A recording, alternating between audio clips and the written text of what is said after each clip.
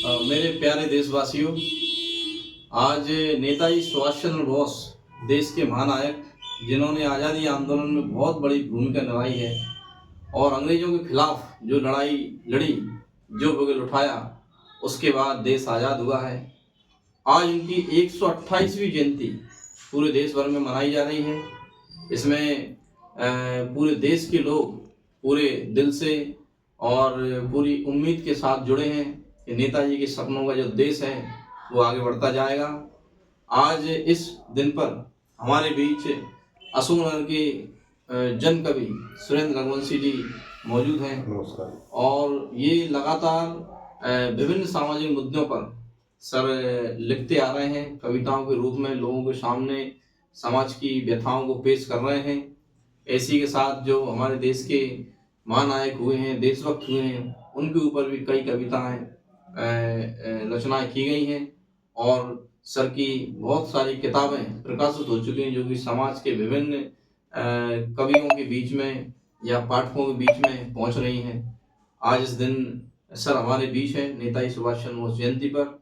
मैं सर से ये अनुरोध करूंगा, आज नेताजी सुभाष चंद्र बोस जयंती पर अपनी तरफ से कुछ शब्द कहें।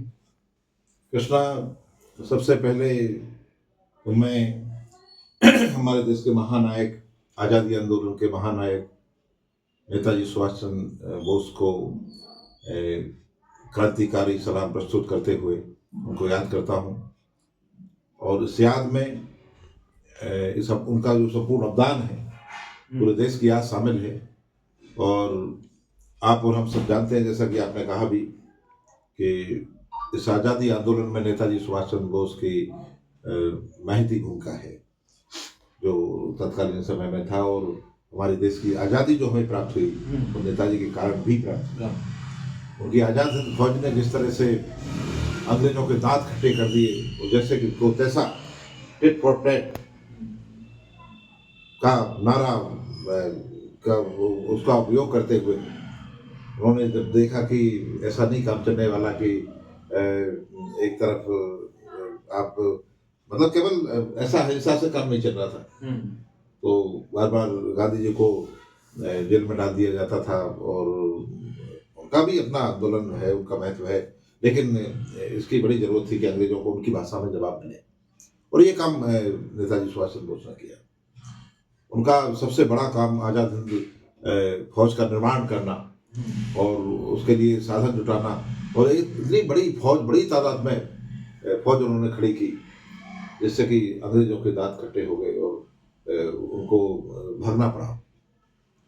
भगत सिंह ने जो आंदोलन किया, जो बलिदान दिया, खुदीराम बोस ने जो बलिदान दिया, और तमाम क्रांतिकारियों ने जो बलिदान दिया, चंद्रशेखर आजाद ने जो बलिदान दिया, वो सबका समग्र रूप, और साथ में नेताजी सुभाष चंद्र बोस की आज़ाद हिंद फौज का बलिदान, उसकी संघर्ष, उसकी लड़ाई, और नेताजी का जो था, उसने बड़ा अंग्रेजों को 1947 में भागने के लिए मजबूर कर दिया। वरना अंग्रेज यदि ये क्रांतिकारी आंदोलन नहीं होते और देश के लिए बलिदान नहीं दिए जाते तो ऐसे नहीं भागने वाले थे। अंग्रेजों को समझ में आ गया कि अब जो है हमारे ही गोली का जवाब गोली से मिलने लगा है। अब ये लोग आमने सामने, इतनी बड़ी फौज हमसे लड़ रही है, अब हम टिक नहीं सकते, मारे जाएंगे, इसलिए भागने में ही भलाई उन्होंने समझी। ये नेताजी सुभाष चंद्र बोस का बहुत बड़ा काम है कि आज़ाद हिंद फौज का निर्माण उन्होंने किया और जय हिंद का नारा दिया, तुम मुझे खून दो मैं तुम्हें आज़ादी दूंगा का नारा दिया। अब देखिए कि उस समय क्या था। एक यहाँ से आप देखें कि नेताजी ने उस जमाने में ICS परीक्षा, जो IAS के इक्विवेलेंट समकक्ष परीक्षा थी, जो कलेक्टर वगैरह बनने की, उसमें 4था स्थान उनका था देश में। तो वो एक प्रशासनिक अधिकारी, कलेक्टर बनके, सचिव बनकर कहीं भी बैठ सकते थे और अपना करियर बना के, उन्हें कोई मतलब था नहीं, अच्छी घर से थे, संपन्न थे। तो लेकिन ऐसा नहीं, उन्होंने जब देखा कि अंग्रेजों का देश गुलाम है, तो मेरा देश गुलाम रहे, मैं अब एक आज़ादी आंदोलन से दूर रहकर अपना सुखपूर्ण संपत्ति, ऐशो आराम का जीवन जीऊं, ये नेताजी को गवारा नहीं हुआ, उनको बर्दाश्त, मुझे उनको अच्छा नहीं लगा, उन्होंने इसमें सुकून नहीं समझा।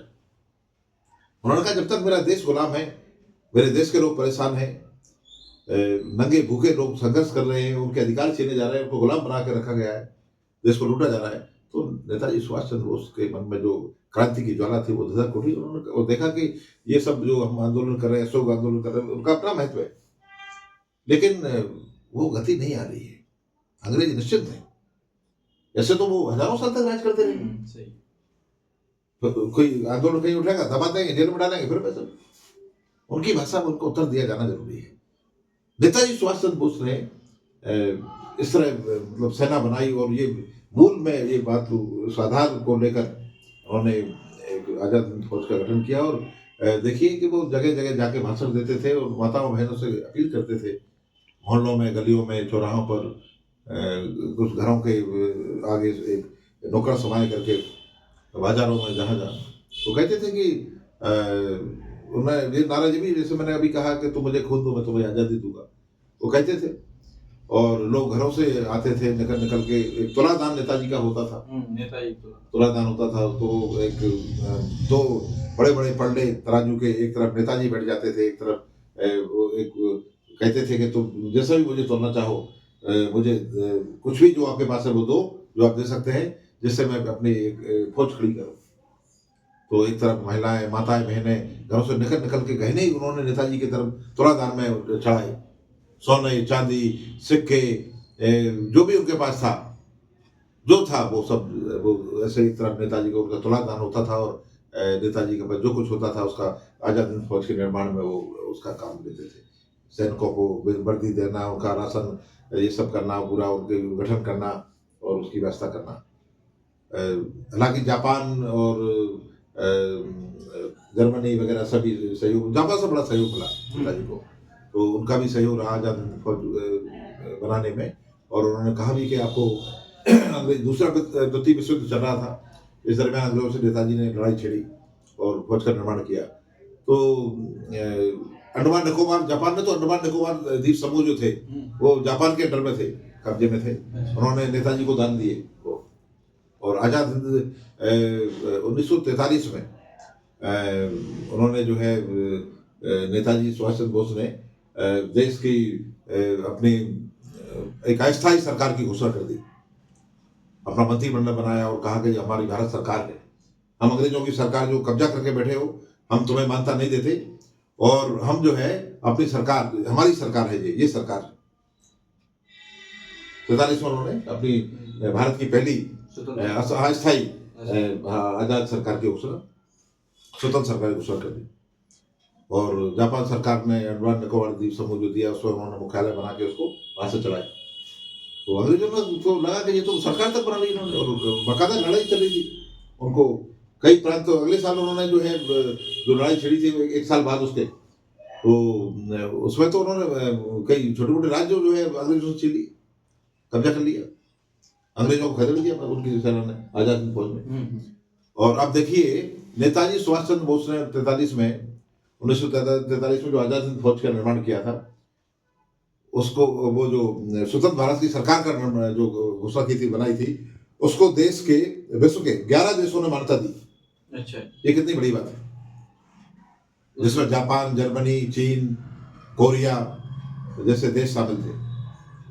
उन्होंने अंग्रेज सरकार को मान्यता न देकर उनको कहा कि तुम कब्जेधारी हो, तुम गुलाम बनाए हो भारत को।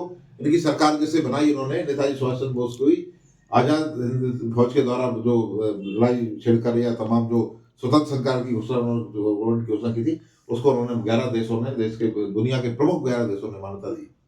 ये कितनी बड़ी बात है। आज इस बात को लोग भूल गए हैं।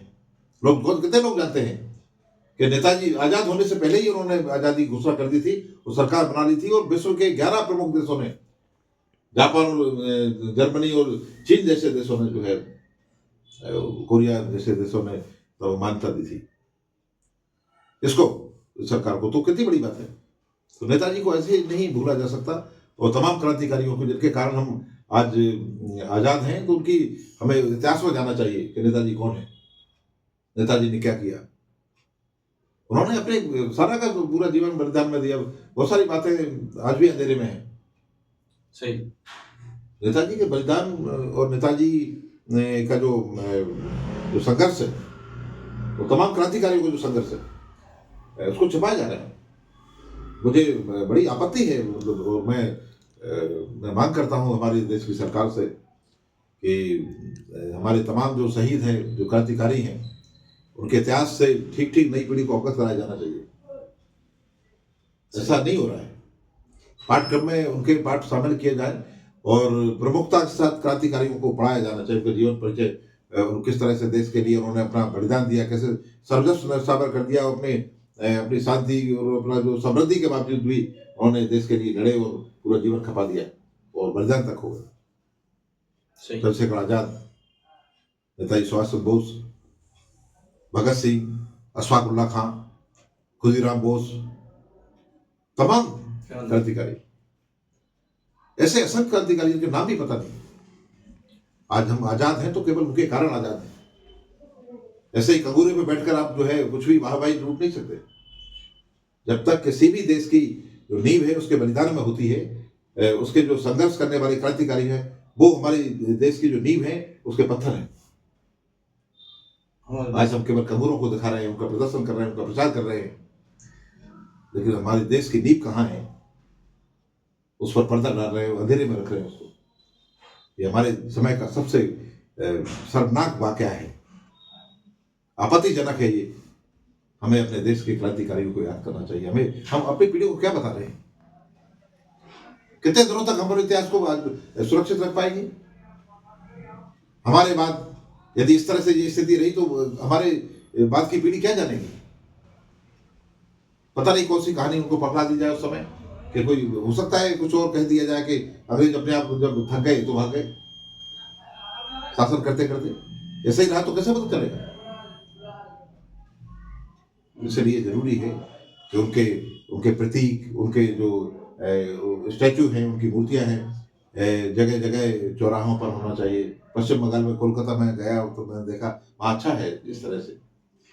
वहाँ देखिए आप उड़ीसा भी गए, मैंने सुना है वहाँ की कुछ विशेषताएं सर। हाँ, वो भी जो है नेताजी के बारे में, तो ये सब मैंने देखा कि कोलकाता में, पश्चिम बंगाल में, उधर उड़ीसा में, ये जगह जगह चौराहों पर, गलियों में हमारे जो क्रांतिकारी हैं, जो बलिदानी हैं, उनकी स्टैचू लगे हुए हैं, उनके फोटो लगे हुए हैं, उनके नाम के चौराहे हैं, उन पर बात होती है, वो वहाँ पढ़ाया जाता है, तो लोग जानते हैं।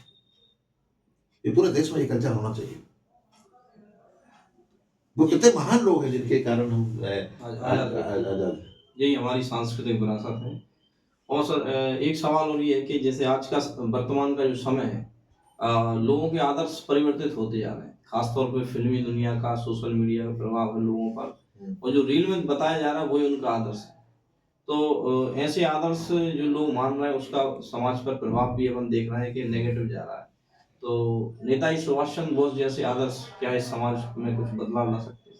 बिल्कुल, निस्संदेह। जैसा कृष्णा तुमने कहा कि आज की जो पीढ़ी है उसको, तो जो नई पीढ़ी हमारे सामने होगी उसको जो आप प्रस्तुत करेंगे, जो दिखाएंगे, वो देखेगी। आप जो बताएंगे वो देखेगी, आप जो पढ़ाएंगे किताबों को पढ़ेगी, जैसा आप बनाएंगे वैसे बनेगी। कोई भी नई पीढ़ी, जो बच्चे होते हैं बचपन में, जिनको जैसे कच्ची मिट्टी की तरह, गीली मिट्टी की तरह होता है, आप जिस तरह में से जो बनाना चाहें बना सकते हैं। जब आप उनको अपने क्रांतिकारियों का, अपनी आज़ादी का जो वास्तविक इतिहास है, वो जिस ऊर्जा के साथ, जिस एनर्जी के साथ, जिस गर्मी का इतिहास है, बलिदान का इतिहास है, उसको जब बताएंगे ही नहीं, अब बताइए वो पीढ़ी कैसे जानेगी? सही। उसके बजाय आप कुछ और परोस देंगे। अब फिल्में आई रही है, सोशल मीडिया में बहुत सारा स्ट्रक्चर जो आप देखते हैं, बिल्कुल सारा का सारा बाय भी चल रहा है, अधिकतर तो चल ही रहा है, जिसका जमीनी सच्चाई से कोई लेना देना नहीं। एक बहुत बड़ी तादाद में इस तरह का एक बवंडर सा, एक हवा, एक आंधी चला दी गई है कि यही सच है, लेकिन वो बाय भी है। जब तक जमीन पर आपके पैर नहीं है तब तक हवा में कुछ हो नहीं सकता। जमीन में ही नींव होती है। जैसे मैंने कहा कि नींव के पत्थर हमारे बलिदानी है, जमीन में है। कंगूरे क्या है? नींव हटा दीजिए आप बीच में से, तो कंगूरे तो भर भरा के गिर जाएंगे। कितना बड़ा महल बनाएंगे आप ऊपर हवा में? कोई हवा महल नहीं टिक सकता यदि जमीन में आपकी मजबूत नींव नहीं है। सत्य। तो वो नींव को मजबूत करिए। वो हमारी नई पीढ़ी है, वो हमारे बलिदानी हैं, हमारे क्रांतिकारी हैं, जिन्होंने बलिदान दिया है, हमारा इतिहास है, समर्पण है, त्याग है, जीवन का बलिदान किया है उन्होंने, समय का सब कुछ किया। उसको बगैर संरक्षित करे, बिना उनके बारे में बताए, उनसे जोड़े, हम अपनी नई पीढ़ी को मजबूत नहीं कर सकते, हम अपने राष्ट्र को मजबूत नहीं कर सकते। राष्ट्र को बचाने के लिए आपको अपने इतिहास को, संस्कृति को बचाना होगा, आपको अपने बलिदानियों को बचाना होगा। अभी नहीं बचाया जा रहा। ये भी एक तरह का बड़ा हमला उन पर है कि आप विशुद्ध रूप से बगैर उनको यथास्थिति में प्रस्तुत किए, आप उसे करारा करके आप अपने साहित्य को, आप अपने जो पाठ्यक्रम को, शिक्षा व्यवस्था को आप इधर उधर करके ले जा रहे हैं, दाएं बाएं करके। एक पगडंडी से पकड़ा के पता नहीं कौन सी आप अंधेरी सुरंग में ले जा रहे हैं, जबकि वहां सत्य को आप छुपा रहे हैं। ताज्जुब की बात है कि आज भी भगत सिंह को बलिदान को स्वीकार नहीं किया है, शहीद का दर्जा उनको नहीं दिया है। ये इससे बड़ी शर्मनाक बात और अफसोसजनक बात और आपत्तिजनक बात क्या हो सकती है? जिन्होंने देश के लिए बलिदान कर दिया, आप उनको शहीद नहीं करें। आज आपकी सरकारें हैं, आज हमारी आजाद देश की आजाद सरकारें हैं, जिन्होंने देश को आजादी दिलवाई, उनको आप बलिदानी, उनको शहादत स्वीकार नहीं करें, शहीद नहीं करें, उसका विधिवत दर्जा नहीं दे रहे। उससे क्या सिद्ध होता है? आप क्या चाहते हैं? आप शहीदों से बचना क्यों चाहते हैं? आप क्रांतिकारियों के नाम से क्यों आप छिटक जाते हैं? आप जो है क्या कारण है कि उनके इतिहास से परिचित नहीं कराना चाहते? अच्छा, एक बात और, एक बलिदान देके आजाद देश को कराया, वो तो उन्होंने किया ही। दूसरा, उनके विचार जो हैं वो बड़े महत्वपूर्ण हैं। उन्होंने अपने जीवन काल में आज़ादी आंदोलन में रहते हुए भी उन्होंने जगह जगह तरह तरह से किताबों में लिखकर, भाषण देकर, अपनी बात कहते हुए, जेलों में डायरियां लेकर अपने विचार व्यक्त किए हैं। वो ये है कि हम आज़ादी के बाद भी आज़ादी को रक्षा करना जरूरी हो जाएगा। क्या? जैसे भगत सिंह ने कहा था कि जब हम आज़ाद हो जाएंगे, आज़ाद तो नहीं है क्योंकि इतना बलिदान हम दे रहे हैं और इतना हम बड़ा क्रांतिकारी कदम उठा रहे हैं, तो हमारा जीवन जाएगा, लेकिन आज़ाद होंगे।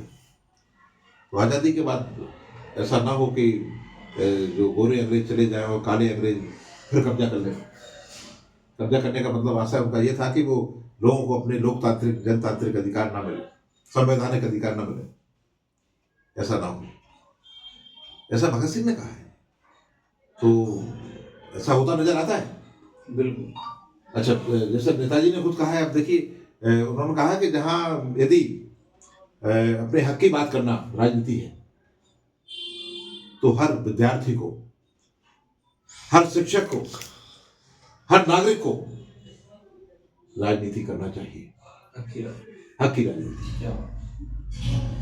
और जीरो ग्राउंड पर जब कहीं अन्याय हो, वो कहते हैं कि कहीं अन्याय हो, कोई अनाचार हो, कोई दुराचार हो, कहीं शोषण हो रहा है, जनता को दमन हो रहा है, गलत हो रहा है, असंवैधानिक हो रहा है, अलोकतांत्रिक हो रहा है, तो आप उठिए, जीरो ग्राउंड से, उसी ग्राउंड पर उठिए, वहीं उसी जगह से उठिए और विरोध कीजिए।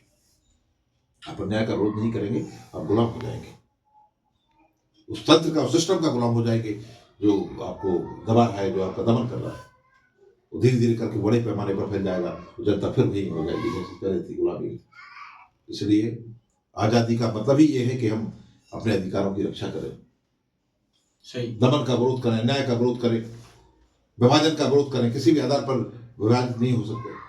हम भारतीय हैं, यही हमारा धर्म है।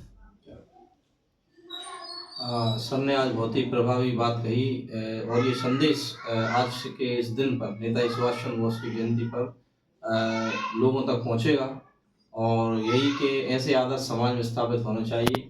सर की भी जमीनी स्तर पर पूरी कार्रवाई रहती है कि वो इन आदर्शों को लोगों तक पहुंचाएं, और बहुत सारे लोग प्रभावित होकर इस तरह के कार्यक्रमों में शामिल हो रहे हैं। आज इस दिन पर सर हमारे बीच आए, इसके लिए आज उनका बहुत बहुत धन्यवाद। बहुत और